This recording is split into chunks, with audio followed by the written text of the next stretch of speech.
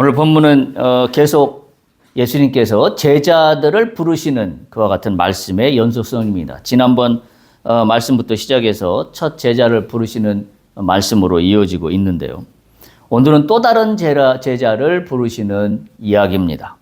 오늘 우리가 주 본문으로 삼고 있는 요한복음 1장 43절부터 46절까지의 그 제자의 이름이 나옵니다. 그 사람은 누구냐면 바로 빌립입니다.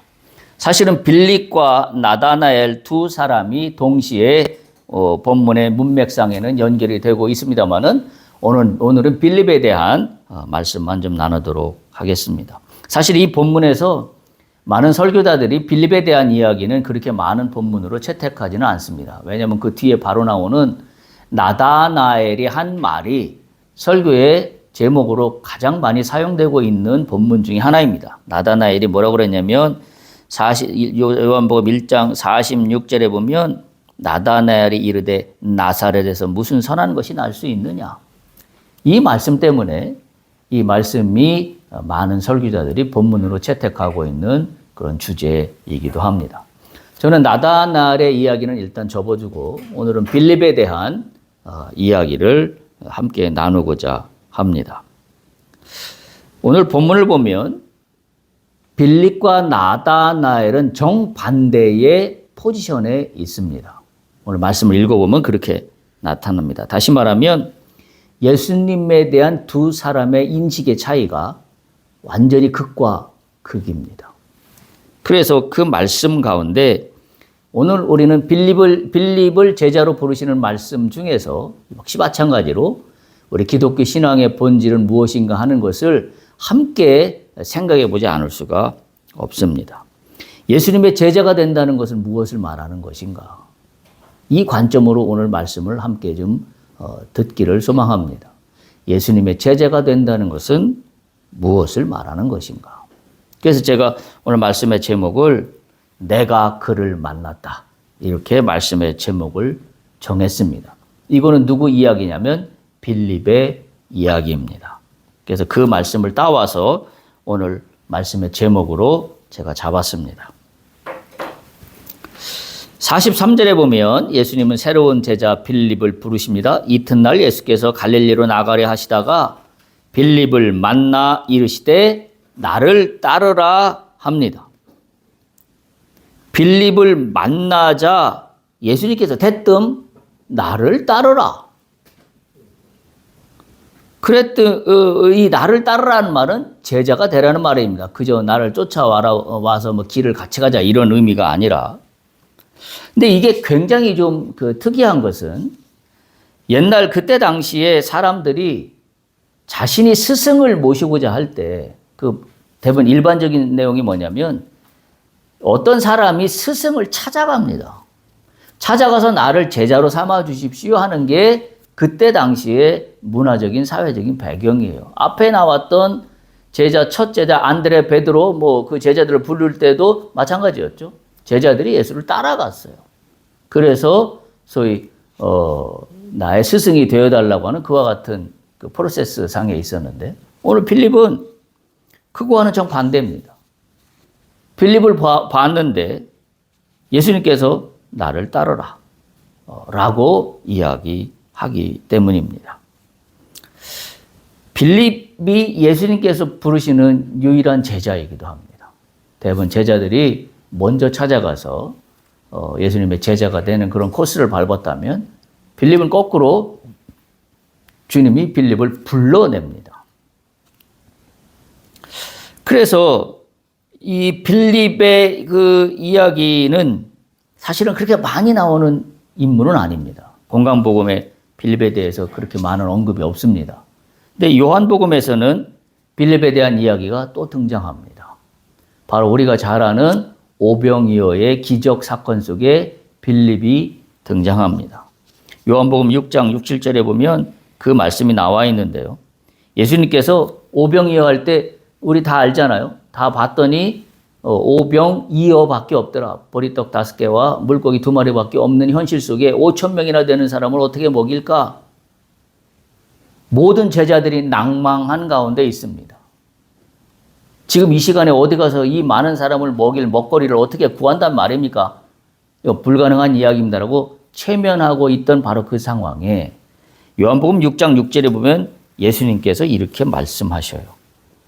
친히 어떻게 하실지를 아시고 빌립을 시험하고자 말을 합니다. 그러니까 오병이어의 기적이 일어나기 전에 현실은 보리떡 5개와 물고기 2마리밖에 없는 그 상황 속에 예수님은 제자들을 시험하십니다. 그때 나온 인물이 빌립이에요. 그래서 성경에 분명히 예수님께서 빌립을 시험하시고자 이 말씀을 하셨다. 그랬더니 7절에 빌립이 대답하되 각 사람으로 조금씩 받게 할지라도 200데나리온의 떡이 부족합니다. 라고 이야기를 합니다. 그러니까 이 빌립은 어떤 면에서 보면 굉장히 조금 우리하고 비슷한 사람. 그러니까 예수님께서 바로 빌립을 불렀다는 그 자체가 빌립이 뭔가 대단한 어떤 특별한 사람이었기 때문에 예수님이 불렀다라고 보기는 어렵다라는 거죠. 왜냐하면 이 오병이의 기적 속에 나타난 빌립의 이야기를 보면 역시 우리나 똑같이 아니 주님 현실은 지금 이러이러한데 이 많은 사람을 어떻게 먹일 수 있겠습니까? 라는 의구심을 가진 아주 지극히 평범하고 보통의 사람입니다. 어떤 면에서는 이 부분이 우리한테 위로가 되기도 합니다. 왜냐하면 예수님의 제자가 된다라고 할 때 우리는 뭔가 특별한 사람, 뭔가 대단한 어떤 영적인 능력이 있는 사람, 그래서 쉽게 얘기하자면 성경 통독을 최소한도 몇 독 이상은 해야 되는 사람이고 했던 사람이어야 하고 또는 교회에서 어떤 직분을 맡아서 어느 정도 좀 이렇게 일을 열심히 하고 봉사를 했어야 예수님의 제자가 되는 그 어떤 조건을 갖추는 게 아닌가 이렇게 우리는 쉽게 생각할 수도 있습니다. 근데 오늘 이 본문에 보면 전혀 그렇지 않습니다. 빌립이라는 인물을 보면 그렇게 대단한 그렇게 어떤 특별한 능력을 갖고 있었던 그 사람이 아닌 것 같습니다. 그러면 예수님은 무엇 때문에 빌립을 보자마자 나를 따르라고 하셨을까? 저는 이제 그것이 궁금해지기 시작했습니다. 지금 오늘 본문에 보면 어떤 중간에 어떤 일들이 있었는지는 다 생략이 되어 있어요. 그리고 그냥 심플하게 길을 예수님이 갈릴리로 나가려고 하다가 빌립을 만났는데 나를 따르라. 그리고 나서 빌립이 주님을 따라가는 그와 같은 이야기밖에는 나와 있지 않는데 그 따라가는 이야기 속에 나다나엘이라는 사람이 등장할 뿐이에요. 그래서 빌립이 나다나엘에게 찾아가서 야 내가 이러이러한 일이 있었어 라고 말하는 이야기일 뿐입니다. 예수님은 무엇 때문에 빌립을 보자마자 부르셨을까라는 겁니다. 다만 오늘 본문은 빌립이 어떤 사람이냐면 요한복음 1장 44절에 보면 안드레와 베드로와 한 동네 사람이다라는 것만 있습니다. 안드레와 베드로와 한 동네 벳세다 사람이다라는 기록만 있을 뿐입니다. 그러면 빌립을 부른 게 안드레와 베드로와 이미 제자로 삼았던 그 사람과 한 동네 사람이라 예수님께서 빌립을 제자로 부르셨을까? 이렇게 생각할 수도 있습니다. 그런데 저는 오늘 본문을 깊이 묵상하는 가운데 그래서 예수님이 부른 게 아니라는 것을 발견하게 됩니다. 그 단서는 45절, 46절이에요. 요한복음 1장 45절, 46절에 보면 이렇게 기록되어 있습니다. 빌립이 나다나엘을 찾아 이르되 모세가 율법에 기록하였고 여러 선지자가 기록한 그 일을 우리가 만났으니 요셉의 아들 나사렛 예수니라. 45절에 이렇게 기록합니다. 모세가 율법에 기록하였고 여러 선지자가 기록한 그 일을 우리가 만났다. 이거 굉장한 신앙 고백입니다. 그러니까 예수가 누군지 알아봤다는 거예요. 빌립은 우리처럼 평범하고 보통 사람이고 정말 현실적인 판단 앞에 갇혀있는 그런 한계를 갖고 있는 인간이지만 오늘 이 본문에서는 빌립은 놀라운 것을 알고 있어요. 예수가 누구냐면 모세가 율법에 이미 기록하였고 여러 선지자가 기록하고 예언하였던 바로 그 사람이라는 거예요. 그러면서 이렇게 45절에 이어갑니다. 모세가 율법에 기록하고 여러 선지자가 기록한 그 일을 우리가 만났으니 그 사람이 바로 요셉의 아들 나사렛 예수다라고 이야기합니다. 더군다나 요셉의 아들이라고 기록하고 있습니다. 요셉이 누구냐면 인간 예수의 아버지죠. 요셉의 직업이 뭐였어요? 목수였습니다. 지금 동네 사람이 다 알고 있는 사람이에요. 누구네 집 자식이라는 거죠. 근데 그 아버지는 뭐 하는 사람이라는 것을 다 알고 있습니다. 그런데 빌립은 그 사람이 우리 동네에 이미 다 잘 알고 있는 그 사람의 아들이지만 이 아들은, 이 예수라는 사람은 모세가 이미 율법에 기록하고 여러 선지자가 예언한 바로 오시겠다고 한 그분이다라고 이야기하고 있는 거예요. 저는 이 짤막한 45절에 기록된 이 말씀 속에서 놀랍지 않을 수가 없습니다. 어떻게 빌립이 예수를 알아봤을까? 근데 이것이 더 놀라운 것은 46절을 보세요. 똑같은 상황 속에서 나다나엘은 이렇게 이야기합니다. 나사렛에서 무슨 선한 것이 날 수 있느냐? 정반대의 의견을 제시하고 있습니다. 똑같은 예수에 대해서 이야기하고 있는데 빌립은 이 사람은 우리가 알고 있는 그 어떤 집안의 아들인 걸 우리 다 알지만 그러나 이 사람은 하나님이 보내신 성경에 기록되고 예언되었던 바로 그 사람이다라고 이야기하고 있는 반면에 나다나엘은 웃기는 소리 하고 있어. 우리 동네 나사렛에서 뭔 선한 것이 나겠어. 그 말 같지도 않은 얘기 하지 마. 지금 이렇게 정면으로 반대되는 의견을 제시하고 있는 겁니다. 놀라운 빌립의 영적인 고백이 아닐 수가 없습니다. 나다나엘이 이해하고 있는 것과 빌립이 이해하고 있는 것이 이렇게 큰 차이가 있다는 것을 오늘 본문은 여실히 드러내고 있습니다. 빌립은 예수를 보자마자 그를 따라가면서 그가 누구인지를 알았습니다. 이미 모세와 여러 선지자들부터 예언되었던 바로 그분이고 하나님께서 인간을 자기를 구원하시기 위해서 약속하셨던 바로 보내주기로 하셨던 그 메시아 빌립은 그를 알아보았습니다. 지금 이 요한복음의 맥락을 보십시오. 세례 요한이 등장해서 나타났어요. 세례 요한이 가장 강조한 초점이 뭐였죠? 죄였어요.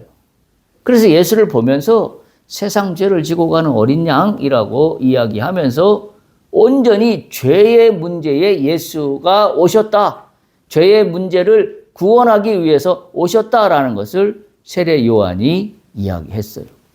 그 기초 속에 안드레와 베드로 그리고 또 한 사람의 제자가 예수님을 따라갔다라는 게 지난번까지 이어진 이야기라면 오늘 이어지는 빌립의 이야기도 그와 같은 맥락 속에서 살펴봐야 됩니다. 빌립은 어떻게 예수를 알아봤을까? 성경에는 기록되어 있지 않지만 빌립은 모르긴 몰라도 자신의 죄에 대해서 무언가 성찰하고 있던 사람이라는 걸 어렴풋이 짐작해 볼 수가 있어요. 이 지금 요한복음에 흘러가는 문맥상으로 보면. 근데 자기가 자기의 죄에 대해서 어떻게 할 것인가에 대한 그런 바탕에 깔려 있었던 어떤 신앙적인 토대가 있었던 그 사람이 예수를 알아봤다는 얘기는 바로 저분은 메시아가 오시는데 그 메시아는 이미 성경에 어떻게 기록되어 있냐면 세상 죄를 지고 가는 하나님의 어린 양이에요. 그러니까 빌립이 모세가 이야기했고 여러 선지자가 이야기했던 바로 그분이라고 하는 이야기 속에는 어떤 말이 뒷면에 숨겨져 있냐면 바로 저 사람은 우리의 죄를 구원하시기 위해서 온 사람이라는 것을 알고 있는 이야기입니다. 하지만 그렇지 않다면 이미 성경에 예언되어 있는 모세가 율법에서 예언되어 있는 그 이야기를 할 수가 없습니다. 왜냐하면 율법에는 분명히 그렇게 말씀을 전하고 있기 때문입니다. 예수는 죄를 구원하시기 위해서 하나님이 보내시는 메시아라는 것이 분명히 말씀되고 있기 때문이에요. 그래서 이사야서에서 나와 있던 세상 죄를 지고 가는 어린 양이라는 말을 세례 요한이 그대로 인용해서 했던 것이고, 지금 세례 요한 이후에 펼쳐지고 있는 제자를 부르고 있는 이 이야기의 맥락은 바로 예수는 죄를 해결하는 분이라는 그 맥락 속에서 지금 이야기가 진행되고 있는 겁니다. 그런 관점에서 빌립은 예수는 바로 이와 같은 분이다라는 것을 분명히 알고 있습니다. 그런데 성경에 예언된 메시아가 와서 우리의 죄를 구원하시겠다는 걸 알겠는데 지금 눈앞에 나타난 이 사람이 바로 그분이라는 걸 어떻게 아느냐 이거죠. 왜? 나다나엘도 그 이야기를 모르겠어요? 나다나엘도 메시아가 올 것이다라고 구약에 예언된 이야기를 알고 있을 겁니다. 그런데 나다나엘은 예수를 보자, 에이, 뭐 나사렛에서 무슨 선한 것이 나온다고. 빌립아, 정신 차려. 그런 얘기 어디 가서 하지 마. 괜히 욕먹어. 뭐 이와 같은 맥락의 말의 흐름 아니겠어요? 그런데 보세요. 나다나엘의 그와 같은 반론에도 불구하고 빌립은 오히려 다시 정면으로 응수합니다. 46절을 보십시오. 나다나엘이 이르되 나사렛에서 무슨 선한 것이 날 수 있느냐 하니까 빌립이 이야기합니다. 와서 보라 하니라. 놀랍습니다. 와서 보라. 이거 들어본 말 아닙니까? 지난주에 나눴던 이야기예요. 지난주 본문에 38절에 예수를 쫓는 주 제자에게 예수님이 물어봅니다. 너희가 무엇을 구하느냐라고 물어봤더니, 그리고 나서 예수님이 39절에 말씀하세요. 와서 보라. 나를 만나라는 거예요. 직접 체험하라는 거라고 말씀드렸어요. 이 이야기를 똑같이 빌립이 지금 나다나엘에게 와서 보라 라고 예수님이 하셨던 그 말씀 그대로 하고 있는 겁니다. 빌립은 세상의 눈에 보이는 거에 전혀 흔들리지 않았습니다. 세상은 어떤 것이에요? 첫 번째, 나사렛이라는 동네 사람이라는 겁니다. 세상의 눈이에요. 두 번째, 예수는 어떤 사람이라는 거냐면 세상의 눈으로 보면 우리가 잘 알고 있는 목수 요셉의 집안의 아들이라는 겁니다.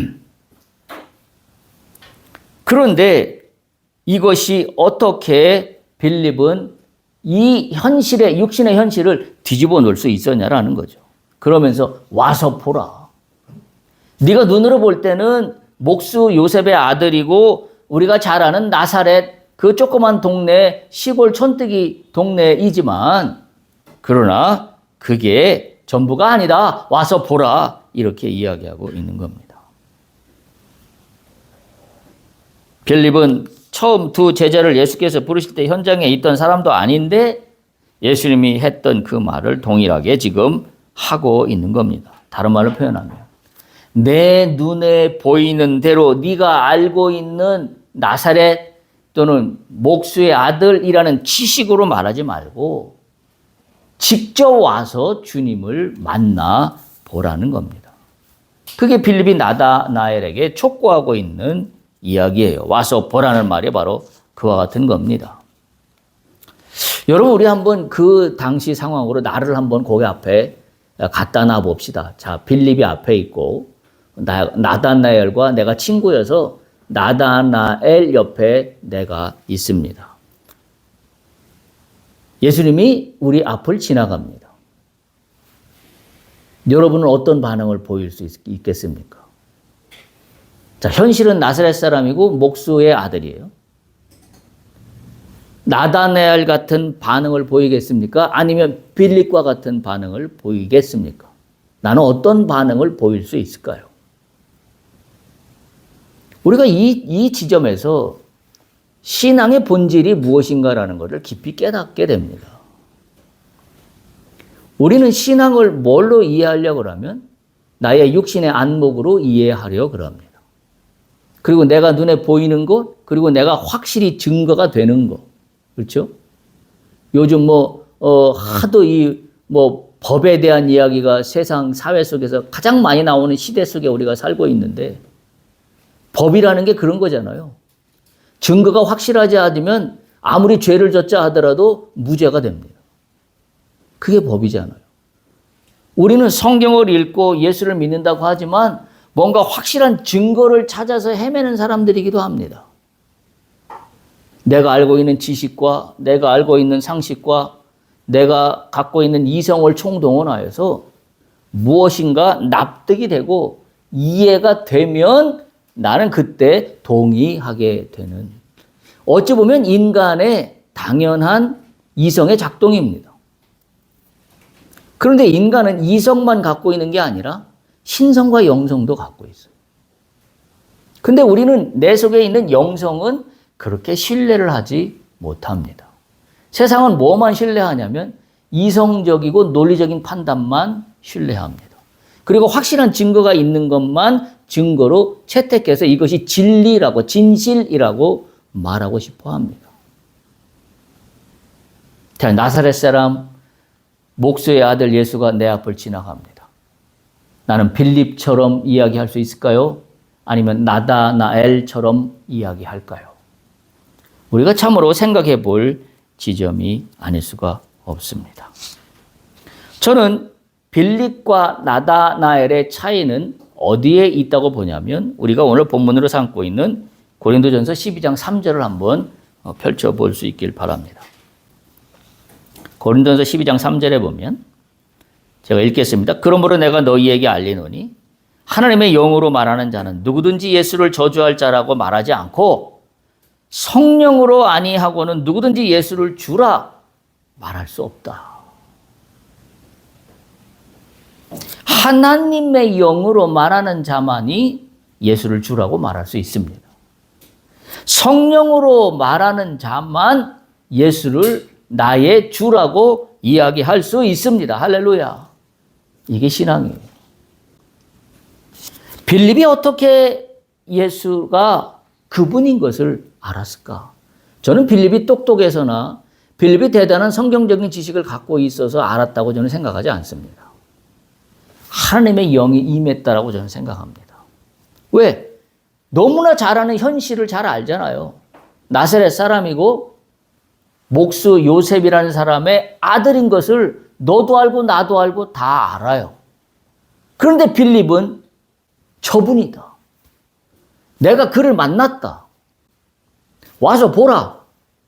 라고 이야기하는 것은 내가 볼 땐 성령이 빌립에 임하셨어요. 하나님의 영이 빌립에 임하사 빌립이 예수 그리스도를 알아보게 했습니다. 그래서 하나님의 영, 성령의 영이 임하면 신령한 것을 분별할 수 있는 지혜를 얻게 됩니다. 인간이 인식하거나 습득한 지식이 얼마나 초라한 것인가 하는 것을 나다나엘을 통하여 우리에게 깨닫게 하십니다. 나다나엘의 모습이 우리 아닌가요? 내가 뻔히 알고 있는 이 상황 속에서 쓸데없는 얘기 하지 마. 이게 우리의 상황이에요. 그러나 나다나엘의 나사렛에 무슨 선한 것이 날 수 있겠냐는 이 이야기를 통하여 우리는 우리가 알고 있는 지식과 우리가 눈으로 보이는 세상의 모든 판단의 요소들이 얼마나 초라한 것인가라는 걸 깨닫게 합니다. 그 초라한 것은 뭐예요? 주를 주로 알아보지 못하는 겁니다. 우리는 말세의 지마를 잘 이야기합니다. 성경을 통해서 잘 압니다. 그때 주님은 언제 어떻게 오실지 아무도 그 때와 시기를 알 수 없다고 성경은 분명히 못 박아 말씀하고 있습니다.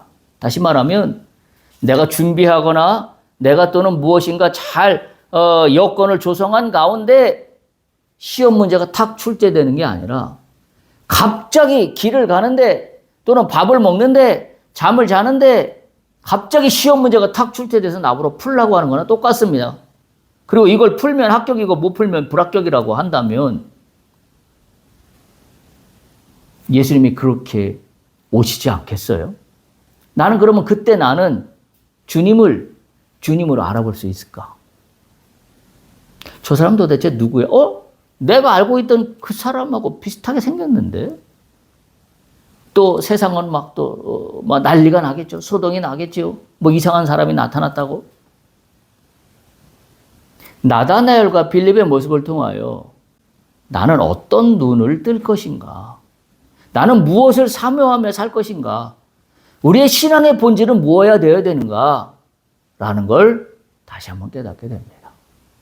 나다나엘의 눈이 아니라 빌립과 같은 영적인 눈이 되기를 축복합니다. 그때 우리는 예수를 예수로 알아볼 수 있습니다. 주님은 막상 오셨는데 내가 주님을 몰라본다? 이처럼 초라하고 비참한 일이 어디 있을까요?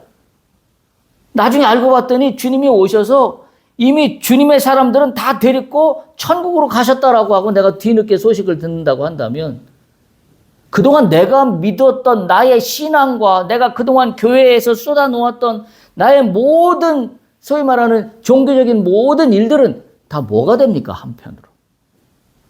다 쓸데없는 휴지 조각이 되고 마는 순간입니다. 그래서 이 부분이 주를 주로 알아볼 수 있는 눈을 갖는다는 것만큼 신앙의 본질은 없습니다. 빌립은 아까 말씀드렸지만 지극히 평범한 사람이에요. 현실의 눈을 갖고 있는 사람입니다. 오병이어의 기적에서 먹을 것이 없는 그때에 이거 뭐 가당치도 않습니다. 이거 뭐 돈이 얼마가 있어도 지금 해결되기가 어렵습니다라고 얘기하는 게 빌립이에요. 그런데 이런 빌립에게 어떻게 빌립은 예수님을 알아볼 수 있었을까? 성령의 은혜입니다. 하나님의 영입니다. 그래서 우리가 간구하고 우리가 관심을 가져야 되는 건 내가 무엇을 어떻게 뭔가 종교적인 어떤 업적들을 쌓아왔는가라는 게 아니라 내가 오늘도 나의 눈이 하늘의 영으로 나의 눈을 볼 수 있느냐라는 문제. 그게 신앙에서 가장 중요한 본질이 됩니다. 이건 지혜입니다. 하늘이 주시는 지혜예요. 이건 지식하고는 다른 문제입니다. 왜? 지식으로는 이 부분을 설명할 수가 없어요. 하늘의 지혜가 나에게 임하면 예수를 알아볼 수 있습니다.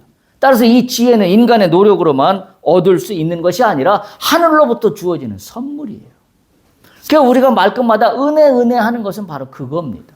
우리가 은혜 가운데 있으면 하늘이 내려 보내주시는 지혜를 통하여 우리는 이 사건이 뭔지를 알 수가 있어요. 알 수가 있습니다. 성령을 받을 때만 인간은 진리를 깨달을 수 있어요.